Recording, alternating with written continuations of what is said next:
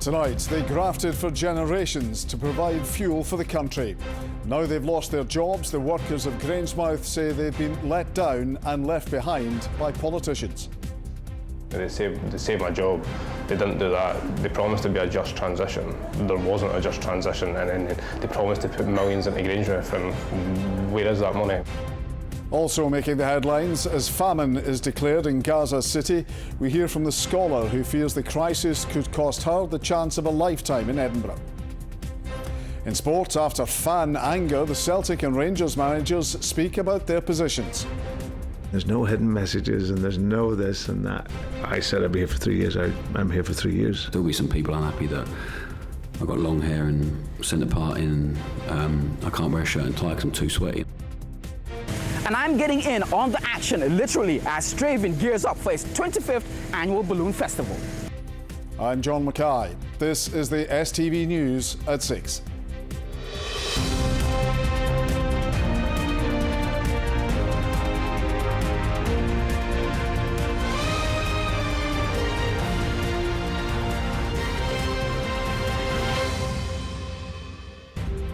Good evening. They were promised their jobs would be saved and major investment from both UK and Scottish governments would secure the future of their town.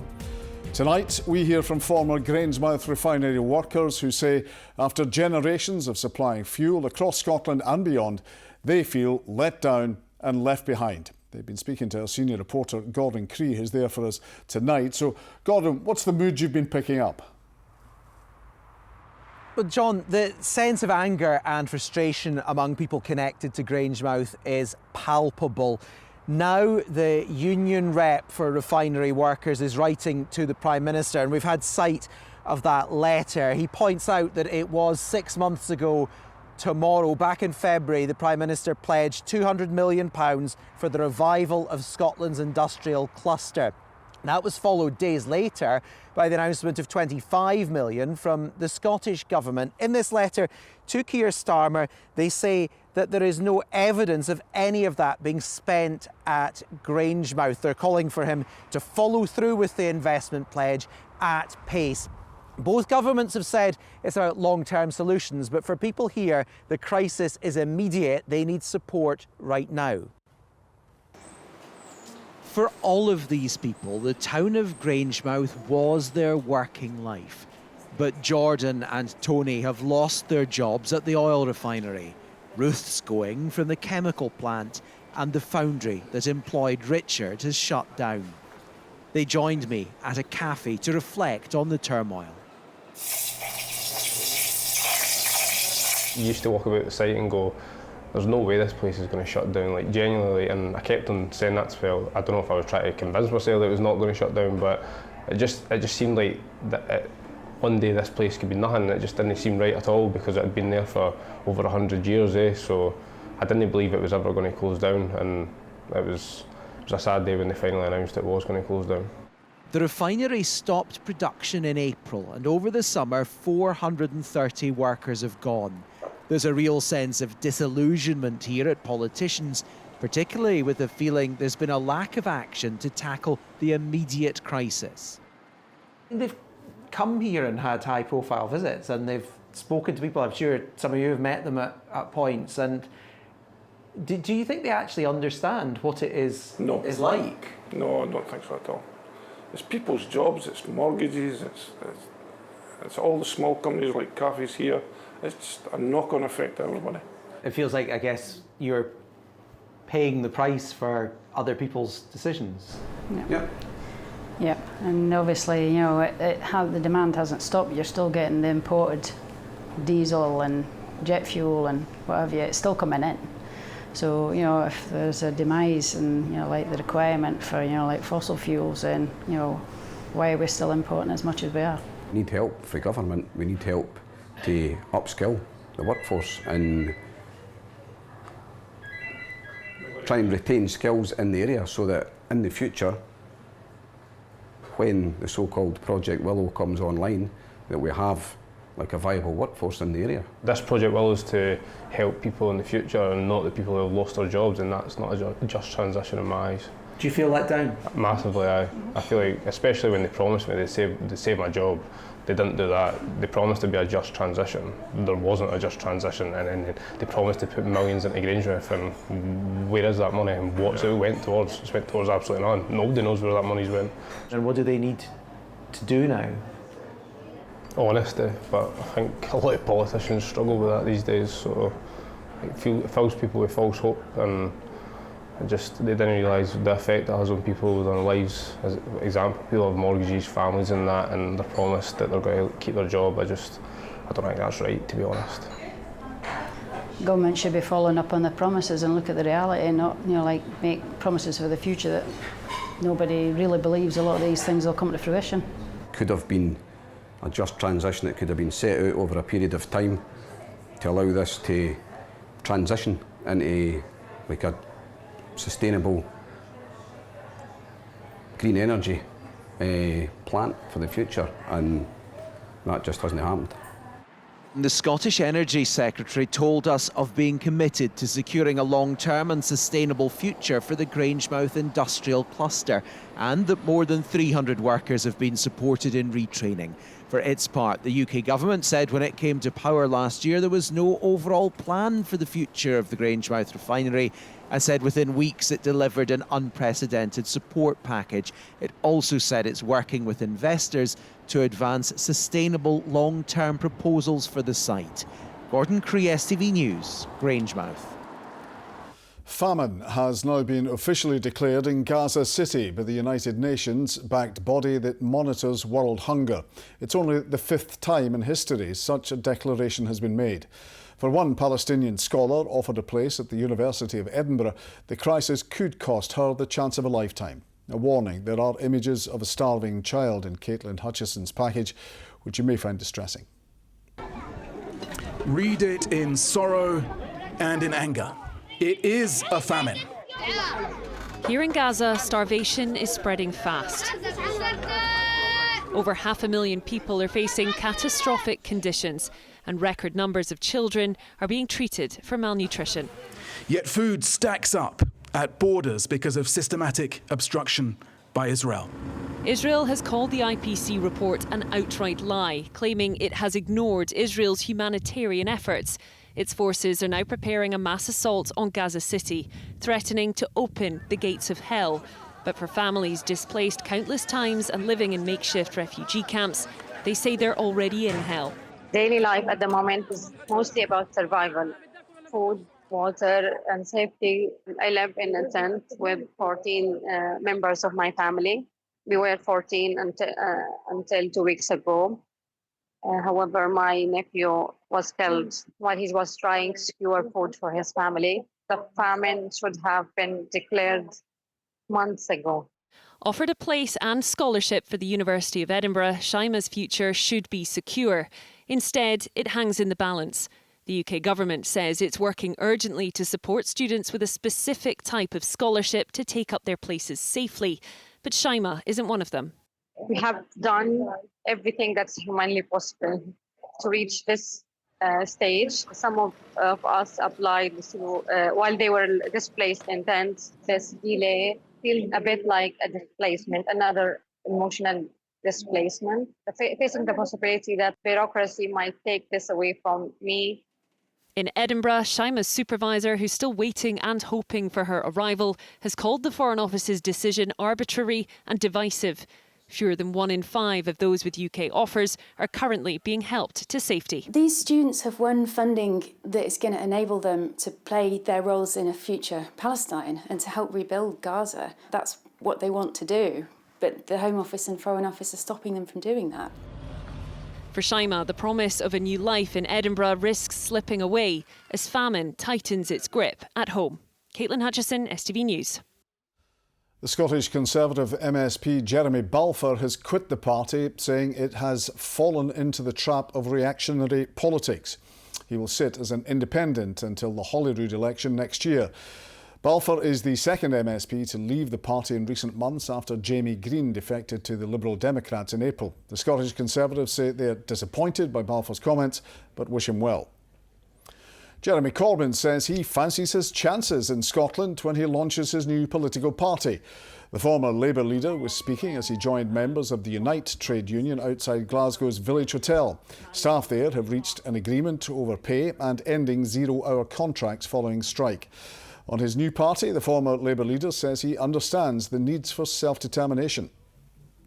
I understand the rights and needs of self-determination in Scotland and elsewhere. Of course I fancy our chances with the numbers of supporters we've got and the power and the simplicity of the message. And so it's also about creativity. Every one of our events will include music as well as an economic message. A driver who'd hit speeds of over 130 miles per hour on the hard shoulder of the M8 caused a 3-car crash that seriously injured 2 police officers.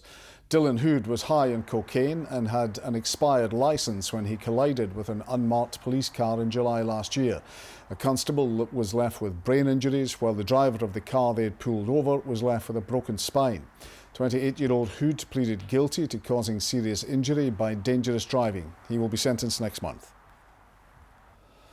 More than 100 jobs have been lost after a South Lanarkshire traffic management company was placed into administration. Apex Traffic Management provided roadworks equipment to Transport Scotland and Amy Construction and also operated traffic lights. But administrators say cash flow challenges mean the business is no longer viable. Its doors shut 7 years ago, but tomorrow the iconic Citizens Theatre in Glasgow throws open its doors once more after a transformational £30 million refurbishment.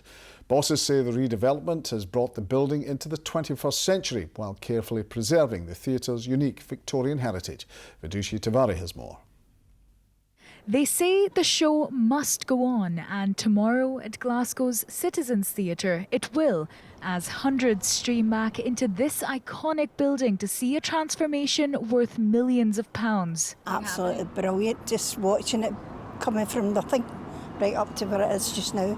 Yeah, I'm very excited to have a theatre that close to home, so very, very excited about it. Are you looking forward to it reopening? Okay, aye, yes.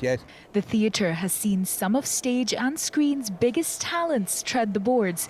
It closed in 2018 for the most extensive refurbishment in its history. The team here have been working day and night to return the theatre to the Gorbals community. I speak to many people who are retired now, who recall really vividly coming to this theatre when they were children, and now they're so looking forward to being able to bring back their own grandchildren. It does feel like it's a special moment to give the building back to the people of Glasgow. Well, it's undergone a £30 million transformation, and this new version of the Cits is a far cry from its Victorian days, with new performance spaces, a bar, hospitality areas and improved accessibility, bringing this building into the 21st century. And that's not including the auditorium, which looks the same but couldn't be more different. It'll feel like the same auditorium that they left 7 years ago. But actually everything has changed in here over the years. The whole place has been literally stripped down to the foundations. We've now got better air circulation, so whereas it used to be very hot in the summer and very cold in the winter, we can now get ambient temperature all year round. We've got 2 extra rows in the stalls and about 150 extra seats up in the upper circle, which is now a brilliant view and very, very comfortable seats. Starting tomorrow, the theatre will host events celebrating its past, present and future as part of a homecoming festival. The stage is still a work in progress, but not for long. The first show back, called Small Acts of Love, is about the Lockerbie bombing. It debuts on the 9th of September. Vidushi Tiwari, STV News in the Gorbals. Now, he's been out and about this week, but back to all clays and porridge for Raman in the studio tonight. And talking of clays, Russell Martin talking about his clothes, his hair even. It's not unusual, is it? No, indeed not, John, although I'm surprised you brought up hair. It's normally a touchy subject for you. Anyway, Russell Martin addressed, oh, you're stunned. He addressed both issues at his media conference today, and we've also been speaking to Brendan Rodgers, the Celtic manager.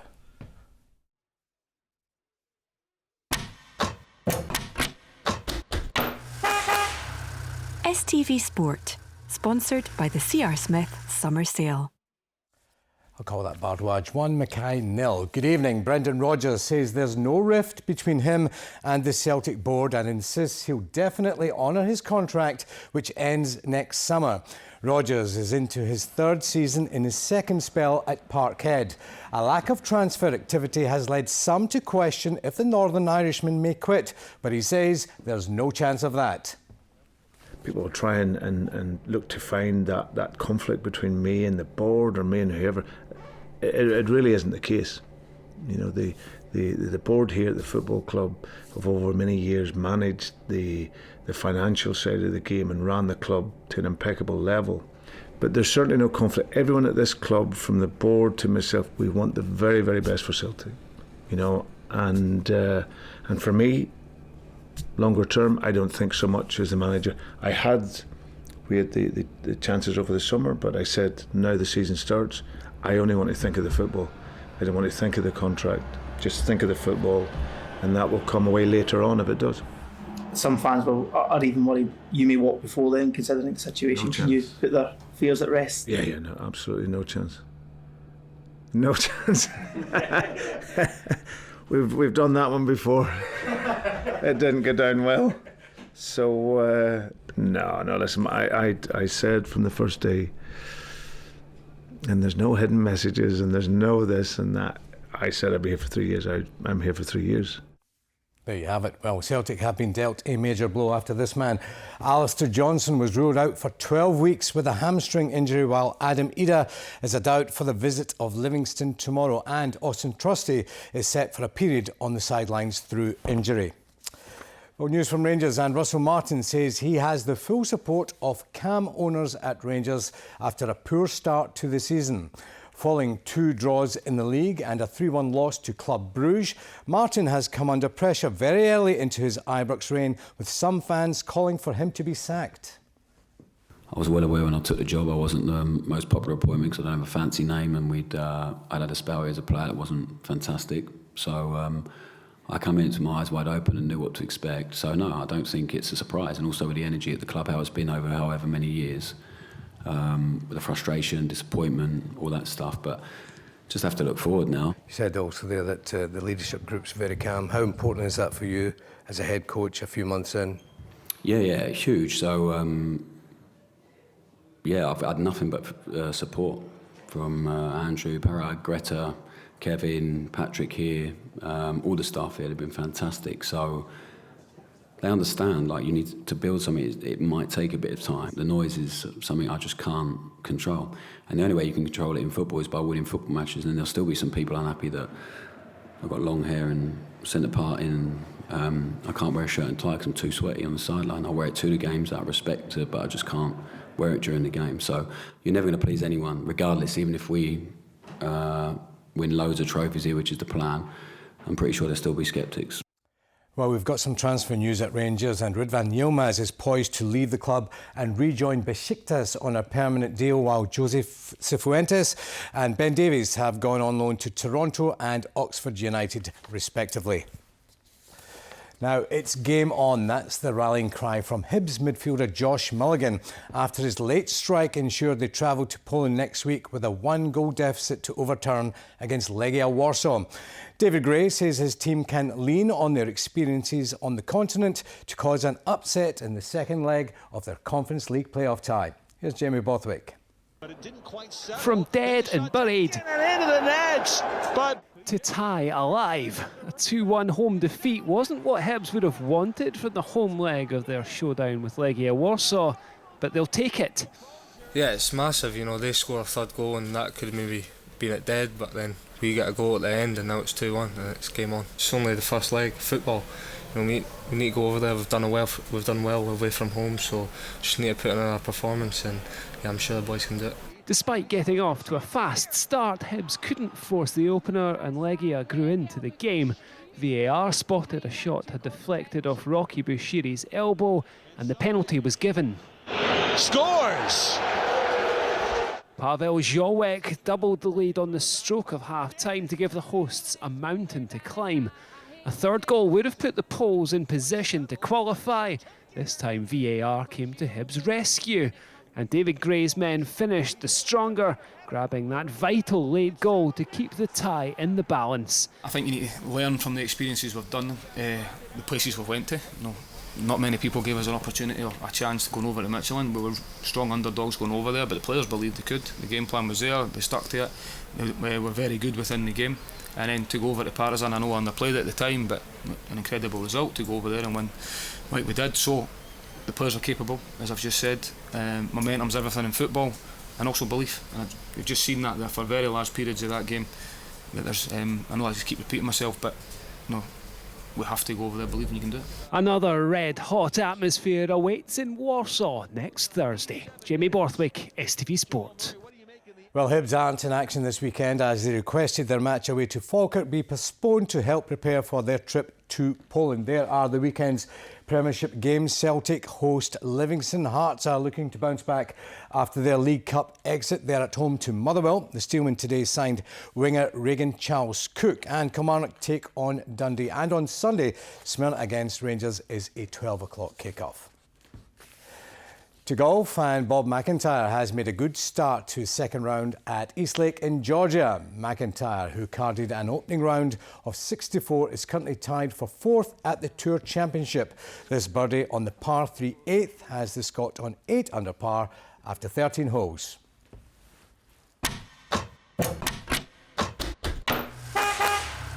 STV Sport, sponsored by the C.R. Smith Summer Sale. And in rugby, the Women's World Cup gets underway tonight. Scotland kick off their campaign against Wales tomorrow. Best of luck to them. Have a great weekend. See you again next week. John. Rahman, thank you.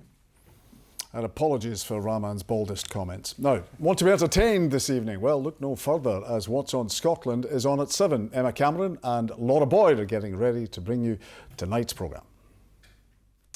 Yes, it's a music extravaganza this week. You've been chatting to singer Nathan Evans, who's been on quite the journey. He has sold out the Hydro. He is amazing. A dream come true is an understatement.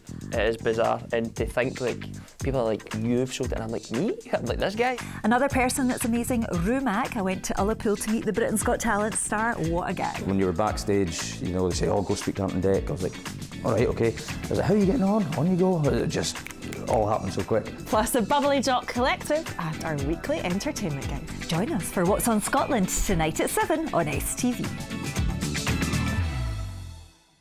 So the weather now, and Philip, give us some good news for the weekend, please. Well, actually, John, I do have some good news for you for once. Thankfully, things aren't looking too bad this weekend, similar to what we've been seeing for most of this week. Many of you have been out and about this week, making the most of the weather, and these are just a couple of these beautiful photos that you've sent in. Just a reminder, if you are heading out this weekend and take any snaps, send them to us via Instagram or email us at stvweather@stv.tv so we can show them on our forecasts later next week. Let's take a look at the weather. Outbreaks of ancient sites will gradually settle into an evening pizza plates al fresco. TUI sponsors STV Weather. Well, the high pressure that has been dominating our weather over the past few days is starting to drift away, and as it does, it cuts off the northerly airflow that's been pulling in that cooler air and lowering our temperatures, and we'll start to see more of a southeasterly developing. So we'll start to drag in some milder air, and that will help to raise our temperatures as we get to the end of the weekend. Back to just now, as we head into the overnight period, we'll start to see some thicker cloud building around western parts. There will be some clear skies overnight. Where we've got the clear conditions, could see some mist and fog patches forming, but with all that cloud around, temperatures for most places overnight sitting at around 13 degrees Celsius, so slightly milder night to come for most. Looking ahead to tomorrow now, and from the Atlantic, we are just starting to see the approach of ex-Hurricane Erin. So some thicker cloud building in across western parts, some of that thick enough to spark off one or two isolated showers in places. Elsewhere, the cloud should thin and break, leading to some brighter spells and highs of around 19 or 20 degrees Celsius. Looking ahead to Sunday, the high pressure is still holding on, so another largely dry day to come. The thickest cloud will be across parts of the south and the southwest. Those temperatures starting to climb climb a degree or two once again though, and that is most noticeable when we get to Monday, where we could be seeing highs of around 25, possibly 26 degrees in places. Overall, a fine, dry and settled day to start the new working week. Bye-bye. TUI sponsors STV Weather.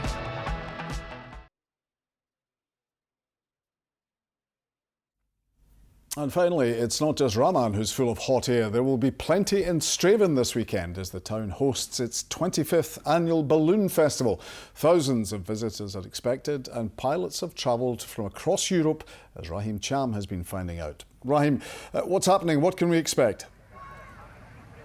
Well, John, balloons like the one right behind me will be taking off very soon. Now, over the weekend, pilots will be flying hot air balloons over the skies of Strathaven, and at least 30,000 people are expected to come and see the spectacle. Now, it is the 25th anniversary of the Balloon Festival, and at least 25 hot air balloons are being lined up to celebrate this occasion. And the person who knows all about it, who's going to tell us everything that we need to know, is Les Hoggin. Les, what should we expect over the course of the weekend? Well, as you can see, we've got flights going off tonight.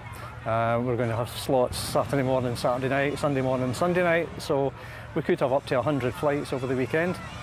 We'll be having parachutists at 4 o'clock on Saturday and Sunday, and we'll have live music on the stage behind us, and also on a bandstand stage. There's fun fair, there's stalls, there's food vans, so there's plenty for people to enjoy if they come along.